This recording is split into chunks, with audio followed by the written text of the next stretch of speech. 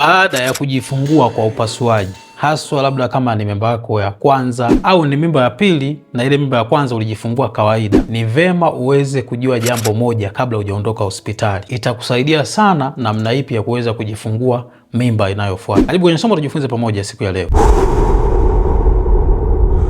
Kama ni mara ya kwanza kuweza kutembea channel yangu, unaweza subscribe hapo chini ndio endelee kujifunza kuhusiana na afya mama mjamzito, lakini vile vile na mtoto mchanga. Kama umejifungua kwa upasuaji au inawezekana wewe ndio mimba yako ya kwanza, umeenda hospitali, baada ya kufika pale hospitali ukaona kuna baadhi ya kina mama kule leba wanapiga kelele sana, yani wanalia mama we huyu inakufa, ukapata uoga, ukaanza kushinikiza madaktari waweze kukusaidia uweze kujifungua kwa upasuaji ukiwa unaogopa kuweza kujifungua kawaida.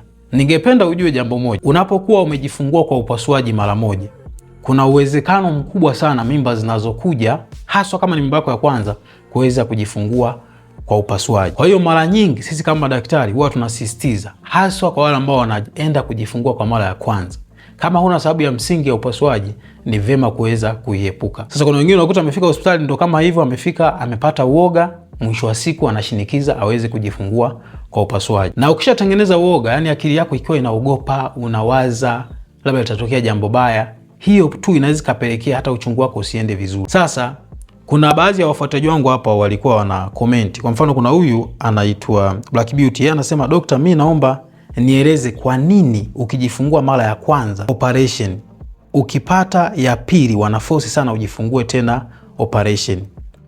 Namna sababu ya kufanyiwa operation, ila wao ndio wanaforce jamani. Sasa ukweli ni kwamba sio wanaforce. Kama nilivyosema, unapokuwa umeweza kujifungua kwa upasuaji, ni vema uweze kujua sababu ipi imepelekea wewe mimba yako hii ambayo umejifungua kwa upasuaji kufanyiwa huo upasuaji. Kwa sababu uko sababu nyingi ambazo zinaweza kupelekea mama aweze kujifungua kwa upasuaji.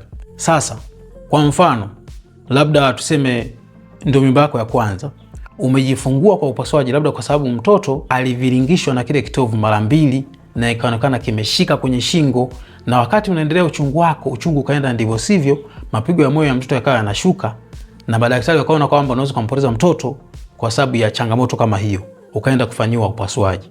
Hiyo sio sababu ya kuweza kujirudia, kwa sababu mimba nyingine unaweza kubeba isiwe na hiyo changamoto. Kwa hiyo inaweza kawa sio sababu ya kuweza kujirudia kusababisha wewe ujifungue kwa upasuaji. Sababu nyingine inaweza kawa mtoto amekaa tu vibaya, amekaa baada ya kukaa wima kutanguliza kichogo, ametanguliza labda sura au ametanguliza miguu au amekaa njia ya ulalo, maana yake hataweza kutoka. Kwa hiyo lazima wanaweza kumfanyia upasuaji. Sasa ukifanyia upasuaji, ni vema uweze kukumbuka sababu hii ya kufanyia upasuaji awamu hii, ili unapobeba mimba baada ya miaka 2 au 3, unapoenda hospitali uwaambie madaktari na ukiwa unakumbuka vizuri kwamba sababu ya upasuaji kwenye mimba ya kwanza ilikuwa ni hii.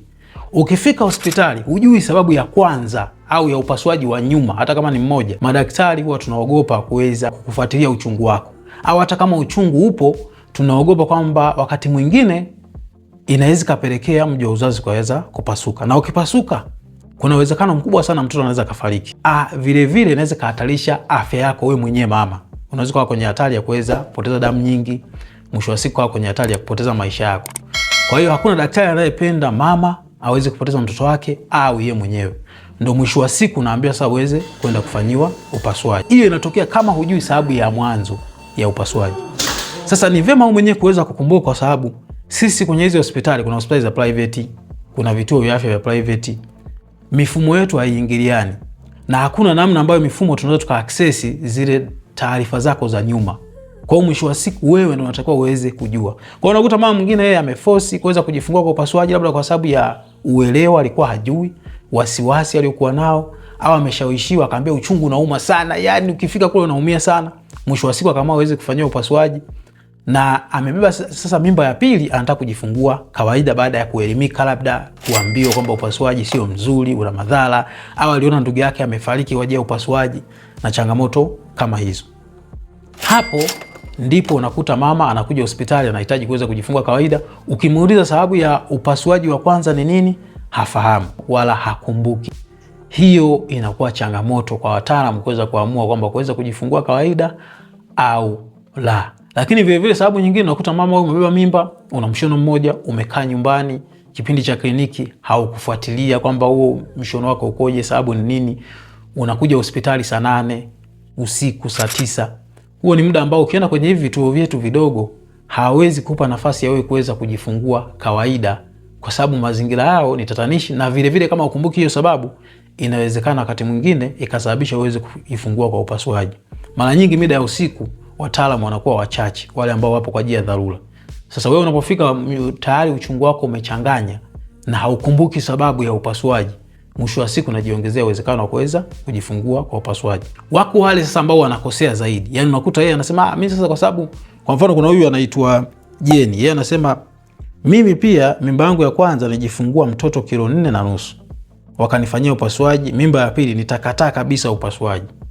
Sasa watu wa namna hii, kuna wengine anaweza asije hospitali, akaamua tu atulie nyumbani, uchungu uchanganye, ili akifika afike ile hatua ya kuweza kujifungua, yani ile hatua ya mwisho mtoto anatoka. Hasa hawa ndio wale ambao mji wa uzazi wao unapasuka akiwa kwenye bajaji, akiwa kwenye gari, au akiwa yuko nyumbani, na mwisho wa siku anapoteza watoto wao. Wako wengine wanafanya hivyo, wanafanikiwa. Kwa hiyo wakifanikiwa anaona kwamba ana feel proud au anajisifia, anaona kwamba ametoboa, lakini kiuhalisia unahatarisha maisha yako. Kwa hiyo hakuna daktari ambaye anafurahia kufanywa upasuaji, kwa sababu upasuaji wao una changamoto. Unapoingia kwenye chumba cha upasuaji kuna dawa za usingizi, kuna kukatwa tumbo, kuna kukatwa mji wa uzazi. Hiyo yote inaongeza uwezekano wa changamoto fulani kwa mama. Inawezekana mji wako wa uzazi ukapona vibaya. Wenzangu na mimi ambao wanatoka kupata watoto 5, 6, 7, ndio mwisho wa siku unapunguza uwezekano, kwa sababu kama ukipona vibaya ule mji wa uzazi au kule ndani yako, uwezekano wa kuweza kubeba mimba nyingi unakuwa unapungua. Lakini vile vile mama ambaye anajifungua kawaida huwezi kabisa kumfananisha na mama ambaye anajifungua kwa upasuaji, kwa sababu mama ambaye anajifungua kawaida anarudi kwenye hali yake ya kawaida haraka sana, anaweza kufanya shughuli zake mapema sana, ni tofauti na mtu ambaye anajifungua kwa upasuaji. Lakini vile vile kwenye serikali yetu na nchi yetu imeonekana kwamba akina mama ambao wanajifungua kwa upasuaji wana uwezekano mkubwa sana wa kuweza kupoteza maisha yao. Yaani zile tafiti zimeonyesha kwamba wengi ambao wanajifungua kwa upasuaji wana uwezekano mkubwa sana wa kuweza kupoteza maisha yao, kwa sababu kuna dawa za usingizi ambazo zinaweza kuleta changamoto, lakini vile vile upasuaji wenyewe unaweza kuleta changamoto. Mtu anaweza kawa alishona vibaya, mwisho wa siku akapoteza damu nyingi, au inawezekana labda ni mshono wako wa pili, wa tatu, kule ndani wakati wanashona kuna baadhi ya mirija ya damu haikufungwa vizuri, ukapoteza damu nyingi. Kwa hiyo wakati mwingine unakuta tu dawa ile ya usingizi wewe labda ndo mara ya kwanza umewekewa, imekuletea shida na ukapoteza maisha yako. Kwa hiyo tunasisitiza ukifika hospitali, kama wewe ni mimba yako ya kwanza, ukiona kuna mama yoyote analia sana, uchungu unauma, sijui umeshaanza kupata uoga, ni vema kuhakikisha kwamba unamsikiliza mtaalamu wa afya, mkunga, nesi wako, daktari. Usisikilize kelele za mgonjwa mwingine. Wako akina mama ambao wanakosa utulivu wakati wa uchungu. Wako akina mama ambao wanakuwa na utulivu. Kwa hiyo wakati mwingine wewe unatakiwa ujijengee utulivu, ujiamini. Kama na wasiwasi, uliza wataalamu, watakuelekeza kwamba hapa tunaenda hapa, hapa tunaenda hapa. Wengine wale wanaofosigi kufanyiwa upasuaji, hata kama huna historia ya kufanyiwa upasuaji, ama mbona uchungu unauma, muda unazidi kwenda, na wataalamu wanakuambia mbona muda bado, mtoto yuko vizuri, uchungu unaenda vizuri, wewe unaona tu maumivu yale ni makali. Ni vema kuweza kuvumilia, kwa sababu unapofanyiwa upasuaji mara ya kwanza, kama nilivyosema, uwezekano wa kujifungua kwa upasuaji mara ya pili, ya tatu na kuendelea unaongezeka. Utaenda kituo kingine, wataalamu watakwambia kwa sababu hujui tu sababu ya upasuaji wa mwanzo, unatakiwa uweze kujifungua kwa upasuaji.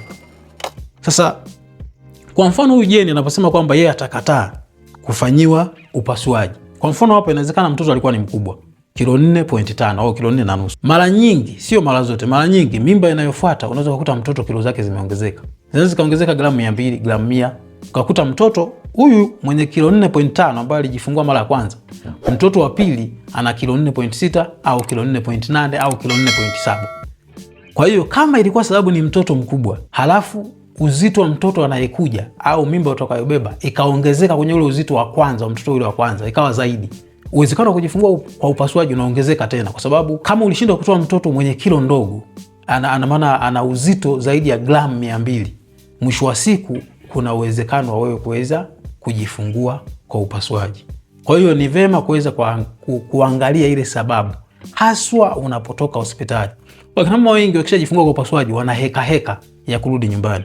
Yaani mama unamuelekeza itabidi ufanye hivi, fanya hivi, na baada ya wiki moja urudi hospitali. Wengine hawarudi kabisa hospitali, kufanyiwa check up. Wengine zile sababu ambazo wanaambiwa siku ile akiwa na uchungu hakumbuki, akishajifungua anakuwa na hekaheka ya kwenda nyumbani. Yani haulizi kwamba daktari, njia ya kujifungua awamu inayokuja itakuwaje kutokana na hii sababu ya upasuaji. Hayo maswali wakina mama wengi, hasa wakina mama wa Kitanzania, huwa hawana. Yeye anachojali amemaliza, amejifungua salama, anaenda nyumbani.